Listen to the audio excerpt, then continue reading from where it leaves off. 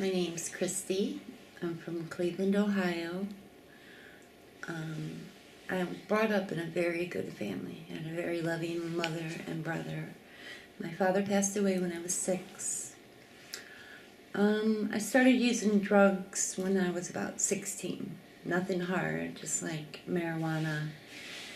And I guess I started using it to fit in, to be one of the, neighborhood kids, But then when I was 17, I got pregnant and I had a son.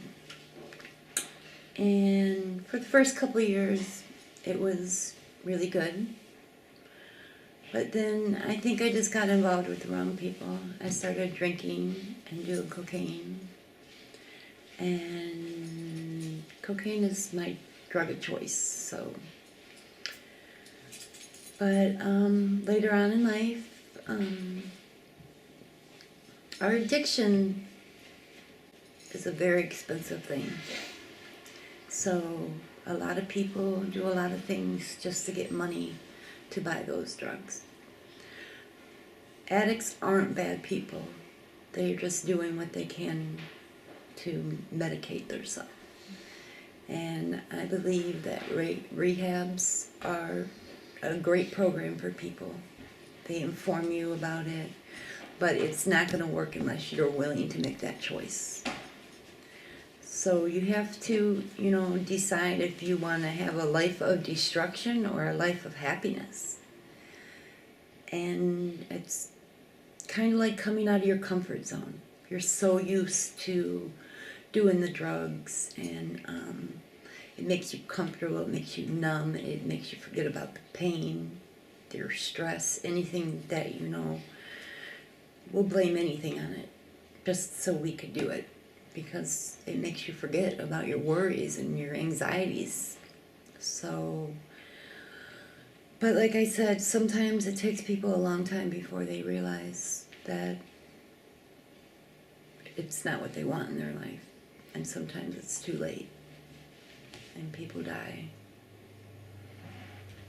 But I'm thankful that God brought me out of it, put me in a treatment program, and then He led me to this house. And this is an amazing house. I, per se, was never human trafficking, but human trafficking happens every day. And people, some of it's more brutal than others, but there's girls out there that have men making them go out there and sell their bodies to support his habit, her habit, to make him money. And then there's girls that get kidnapped and are sold, which you could only imagine what happens to them. This world is cruel, and people are cruel, and it's just hard to understand why somebody would want to damage a young girl like that. They don't even know what life's about yet, and people just take their lives away from them. And I just pray that people can just, be aware of what's going on in our world, to take precautions by, don't, you got to be very careful about who you trust. And, even things happen, like kids get kidnapped all the time. Driving down the street, people just grab them and put them in their car. So, there's really, nothing's really safe anymore in this world. So it's just something that we need to, I think the justice system needs to work a little harder on it.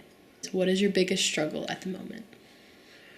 My biggest struggle was coming out of my comfort zone, coming out of the place I lived my whole life, coming away from all the friends I've known my whole life, and moving to a new place. So it's hard to just leave your family and all your friends and come somewhere new and fresh. My biggest blessing would be having Jesus in my life. He's changed me 180. Like, he's good. He makes you feel good about yourself. And he just puts joy in my heart. Tell us about your goals and dreams. My goal is, of course, to stay sober. And my dreams are one day that I can go out there and help girls who prostitute on the streets, to help them see that there's a better life out there than this. What initially got you caught up in the life? Drugs. I did it to support a habit. Is there anything you would like to say to empower young girls that are not in the life currently? I think they need to know that drugs are terrible. They will destroy your life. You may think it's fun and it's good right now, but in the end, you're going to hit rock bottom. And if you're struggling with an addiction, you need to get help or ask somebody for help. What was the biggest reason that you sought help? It took me to hit rock bottom. And I could see myself slowly dying if I didn't do something about it. In what way did community support impact you? Well, this community out here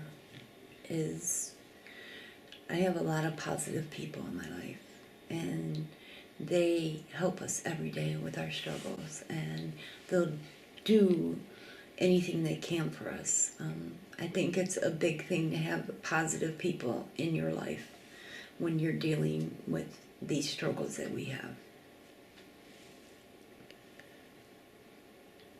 What was the hardest part about transitioning? Yeah, leaving your family, leaving your friends, leaving the only place you've known your whole life. And it's true what they say about people, places, and things. So you really need to find new people to hang out with, new places to go, and new things to do. It's really about that change. Do you think? Yeah, I was scared. I was scared that I wasn't gonna fit in. Like, everybody's gonna look at me and be like, "We know where you came from," So, people tend not to be so nice and friendly when they know what you did in your past. People like to hold those things against you. So, I think that would be the hardest thing. People like to judge too much in this world. What do you think the community needs to know about the life and about your identities as people that were victims? I think the community needs to know that these girls that they see out there, these girls are out there for a reason. They're not doing it because that's what they want to do. Because I don't think any girl, anytime, wants to sell her body. And most of them have a habit, addiction. But there's other girls out here that didn't have a choice. Like, they were, physically brought into it. Like, somebody physically made them do that. And some very, very young. Forget-me-not.